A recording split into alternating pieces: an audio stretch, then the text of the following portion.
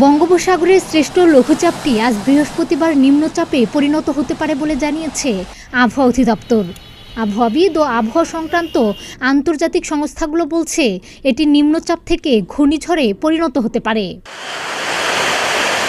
আবহাওয়াবিদরা বলছেন, দক্ষিণ মধ্য বঙ্গোপসাগরের শ্রেষ্ঠ রেমাল নামের ঘূর্ণিঝড়টি আগামীকাল শুক্রবারের পর তার গতিপথ চূড়ান্ত করতে পারে।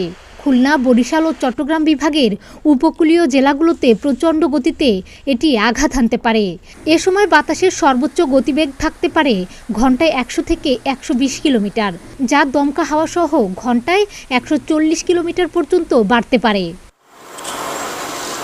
ঘূর্ণিঝড়টি যদি জোয়ারের সময় উপকূলে আঘাত হানা শুরু করে, তবে বরিশাল ও চট্টগ্রাম বিভাগের উপকূলীয় এলাকাগুলো স্বাভাবিকের চেয়ে ৫ থেকে ১০ ফুট বেশি উচ্চতার জলোচ্ছ্বাসের আশঙ্কা রয়েছে।